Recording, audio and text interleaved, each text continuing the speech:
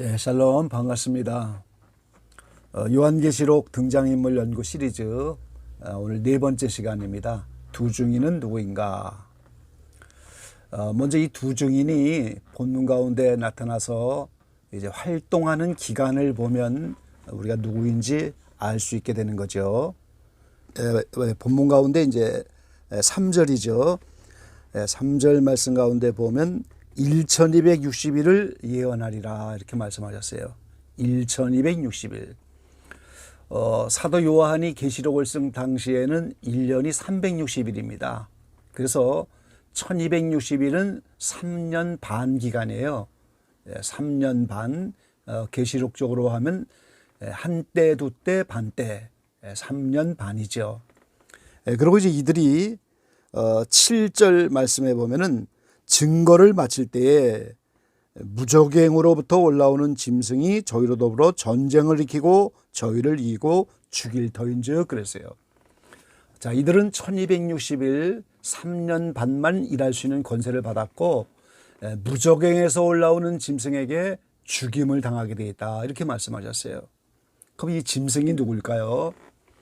요한계시록 13장 1절에 보면 7머리 열불 짐승이 나오는데 이 7머리 열불 짐승이 곧 적그리스도입니다.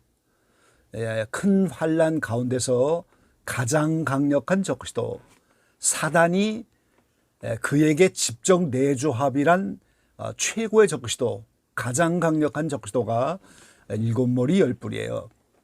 근데 계시록 9장 1절에 보면 하늘에서 땅에 떨어진 별이 있다 그랬어요. 계시록 12장 7절로 9절에 보면 예수님이 공중강림하기 위해서 공중권세 잡은 사탄을 미가엘 천사장을 보내서 땅으로 내어 쫓잖아요. 그게 땅에 떨어진 별인데 그 땅에 떨어진 별 사탄이 무적행 요새를 받아서 9장에 보면 무적행을 열어서 악령들과 함께 올라와서 대환란 동안 사람들을 괴롭히거든요. 그래서 땅에 떨어진 사탄, 그가 무적행에서 올라온 짐승이에요. 그래서 적그리스도는 7머리 열불 짐승 무적행에서 올라온 짐승인데 그가 13장 1절에 등장을 합니다. 그래서 그가 13장 5절에 보면 42달 권세를 받았다 그랬어요. 두 증인은 1260일이라고 3년 반을 그렇게 표현했고 적그리스도는 42달 똑같은 3년 반이죠. 3년 반 동안 일하는 권세를 받았다 그랬어요. 그래서 어제 말씀드린 마태복음 24장에 예수님이 말한 큰 환난이 7년으로 되어 있다는 사실을 우리가 알 수가 있죠. 다니엘의 70일에를 우리가 아직 연구를 안 했는데 이제 마지막 한 일회가 7년입니다. 근데 그 7년을 적그리스도가 나타나는 것을 기준으로 하여 적그리스도가 나타나기 전에는 전 3년 반이고 적그리스도가 나타난 후에는 후 3년 반 이렇게 3년 반씩 나눠져 있는 거예요. 그래서 적그리스도 기준에서 오늘 전 3년 반은 1260일, 후 3년 반은 42달, 똑같은 3년 반인데 오늘 그렇게 표현했죠. 그래서 두 증인은 전 3년 반, 1260일, 한때, 두때, 반때, 3년 반 동안 일할 수 있는 권세를 받은 사람들이에요. 그럼 이들이 1260일 동안에 그 기간에 무슨 사역을 하게 되느냐? 오늘 두 증인이라고 했잖아요. 증인은 뭡니까? 예수님의 십자가에 달리심과 부활 그리고 재림, 이 예수님의 증인이에요. 그래서 1260일 전 3년 반은 이스라엘 민족이 버림받았다가 14만 4천 명이 채워지고 이방인의 충만한 수가 차지니까 그들이 회개하고 돌아오는 기간입니다, 여러분. 그래서 이스라엘 민족을 중심으로 하여 복음을 전파하고 이스라엘 민족으로 증인이 되는 그 사역을 하는 분들이에요.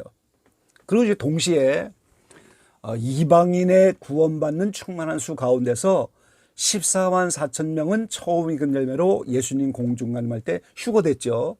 그리고 나머지는 큰 환난에 들어가서 흰옷을 입는 어저께 말씀드린 헤아릴 수 없는 큰 무리, 흰옷 입은 무리, 그들이 큰 환난에 들어가서 함께 연단을 받는데 그들도 두 증인이 함께 그들을 위해서도 사역을 하게 되는 거죠.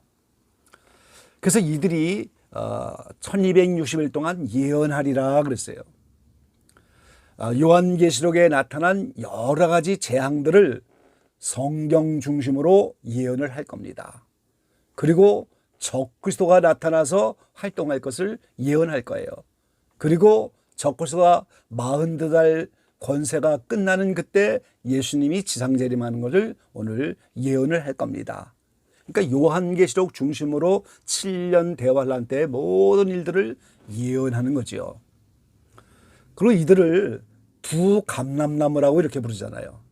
이 감람나무는 성소의 등대에 기름을 공급하는 그런 나무입니다. 이 감람류를 만들어서 등대에 1년 내내 기름을 거기다 기름을 넣어서 불을 켜는 거죠.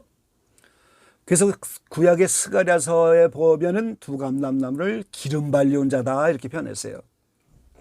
그러니까 두 감람나무는 두 증인인데 이들이 돌아온 이스라엘 민족에게 오늘 성령의 기름을 받도록 역사하는 증인들이다 그 말이죠. 기름 공급을 하는 사람들입니다. 성령의 기름을 공급하는 그런 사람들이에요. 그리고 이들이 굵은 베옷을 입고 있다고 그랬잖아요. 그러니까 이들이 모범적으로 회개하면서 성령의 기름을 받도록 사역하는 분들이에요.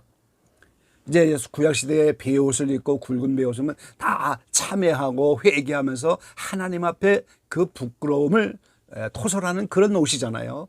그러니까 이스라엘 민족이 2000년 동안 오늘 예수님을 십자가에 못 박은 이후로 이제 2000년 가까운 세월 동안에 주님을 영접하지 않고 예수님을 십자가에 못 박았던 죄부터 그 모든 것을 민족적으로 회개를 하는 그 회개를 모범적으로 하는 거예요, 이들이. 그래서 굵은 베옷을 입었다 그렇게.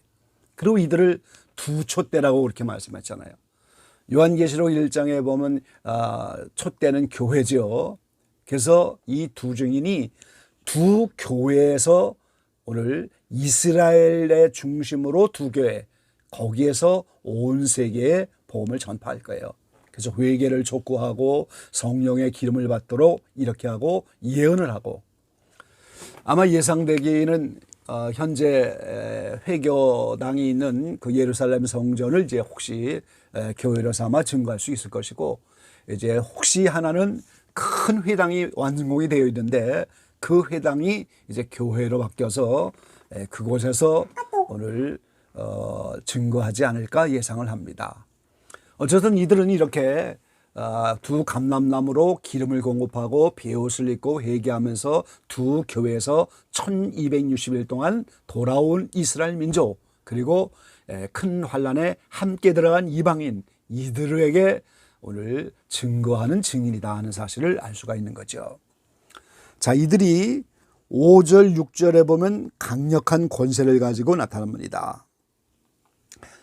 만일 누구든지 저희를 해하고자 한즉 저희 입에서 불이 나서 원수를 소멸할지니 누구든지 해하려 하면 이와 같이 죽임을 당하리라. 저희가 권세를 가지고 하늘을 닫아 그 예언을 하는 날 동안 비 오지 못하게 하고, 또 권세를 가지고 물을 변하여 피 되게 하고, 아무 때든지 원하는 대로 여러 가지 재앙으로 땅을 치리로다 그랬어요. 자, 하늘에서 비가 오지 않게 하고 불을 내리는 것은 구약의 엘리야가 했던 일입니다.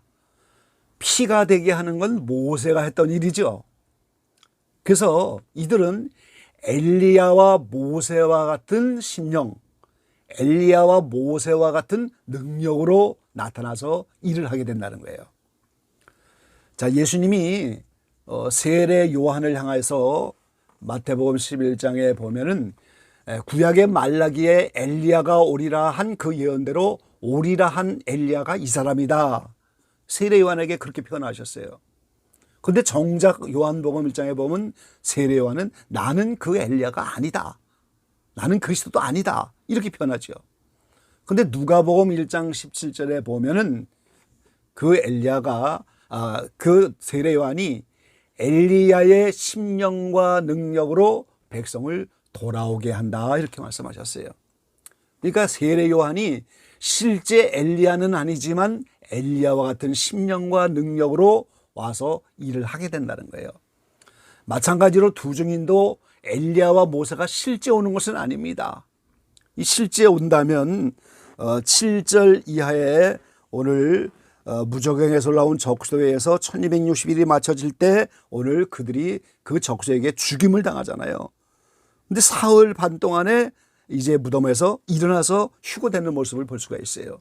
그러니까 오늘 실제 오늘 엘리야와 모세가 온다면 어떻게 또 죽을 수가 있고 어떻게 다시 올 수가 있겠어요. 그러니까 실제 엘리야와 모세가 오는 것이 아니고 두 증인은 모세와 엘리야 같은 심령과 능력으로 일을 하게 된다, 그런 뜻이죠. 강력한 권세를 준다는 거예요, 하나님께서. 그래서 이들이 1260일 동안 일을 하고 나서 이제 적그리스도가 나타나서 이들을 제일 먼저 죽일 터인데, 이들이 3일 반 후에 오늘 하늘로부터 하나님의 생기가 들어가서 이제 올라갑니다. 12절에 보면 구름을 타고 하늘로 올라간다 그랬어요. 원수들도 구경하더라 그랬어요. 많은 분들이 요한계시록을 해석하면서 중간 휴거소를 말하는데 중간 휴거는 없는 겁니다. 두 증인만 특별하게 올라가는 거지 성도들이 중간에 휴거되는 그런 모습은 없는 거죠.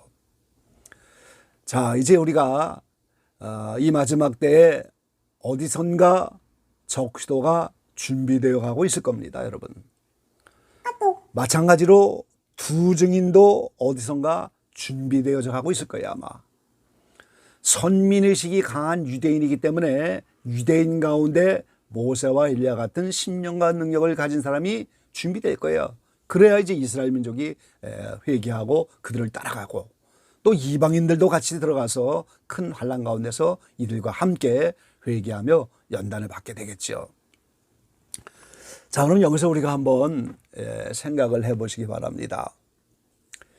자, 서울에서 부산을 가는데 머릿속에 지도가 다 들어있어서 내비게이션도 없이 지도도 없이 편하게 운전하면서 갈 수 있는 머릿속에 지도가 있는 사람과 전혀 길을 몰라서 지도가 없이 내비게이션도 없이 부산까지 가게 되는 사람과 어느 사람이 교통사고 날 확률이 많을까요? 지도가 없는 사람이 확률이 많은 거예요. 더군다나 요즘처럼 비가 많이 오고 어두운 한밤중에 어디가 어딘지도 모르는 한밤중에 비가 쏟아지는 그 폭우 속에서 목적지를 향해서 가는데 그 머릿속에 전혀 지도가 없다. 내비게이션도 없다. 그런 사람과 어떤 비바람이 치고 한밤중이라도 머릿속에 지도가 다 그려져서 그 길을 자세히 아는 사람과 어떻게 목적지에 누가 잘 도착하고 누가 다치고 사고 날 확률이 많은가 하는 거예요. 마찬가지인 겁니다, 여러분.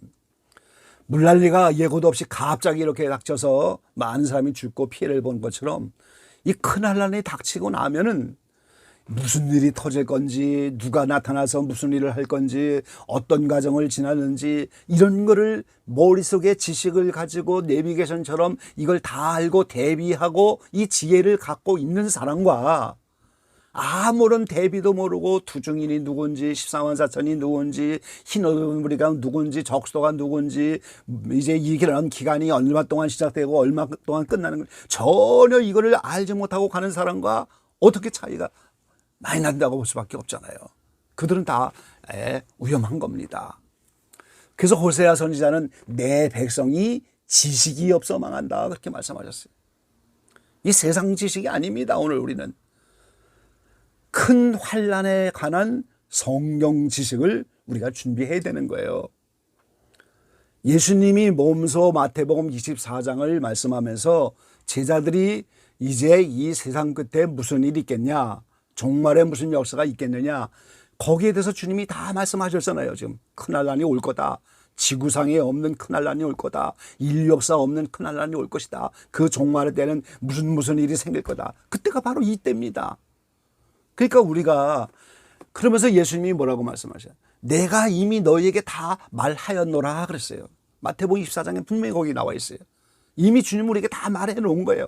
그런데 사람들이 세상 염려와 재리와 세상에서 먹고 살고 노아의 때처럼 먹고 마시고 시집가고 장가가고 집을 짓고 팔고 살면서 전혀 이런 것에 대한 지식을 갖출 생각을 안 하는 거예요. 그러니까 오늘 그 지식이 없으면 망할 수밖에 없다 그 말이죠. 오늘 두 증인에 대해서 말씀을 들었는데 오늘 큰 환란이 들어가면 몇 가지 증거가 있어요, 여러분. 꼭 명심해 두시기 바랍니다. 큰 환란이 갑자기 이제 어느 날 닥칠 건데 얼마간의 소수의 성도들이 휴거되고 없어질 겁니다, 여러분. 얼마간의 소수의 14만 4천 명의 죽은 자가 가운데 이미 죽은 자들이 무덤에서 부활해서 없어질 거예요.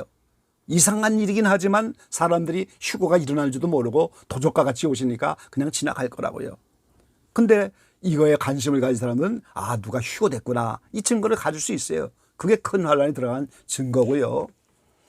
이어서 첫째에서 넷째 나팔이 부러지면 하늘, 땅, 바다, 해의 3분의 1이 없어지는 거예요. 땅의 소산물이 3분의 1이 없어지고 바다의 소산물의 3분의 1이 없어지고 물의 3분의 1이 없어지고 그 다음에 해가 3분의 1의 빛을 잃어버려요. 그러면 이제 큰 환란이 이미 들어온 거구나. 그걸 가지고 우리가 알 수 있는 거죠. 그리고 또 한 가지는 두 증인이 사역을 시작했구나. 두 증인을 우리가 보게 되면 이미 대환란 속에 들어왔다는 사실을 알 수가 있는 거예요.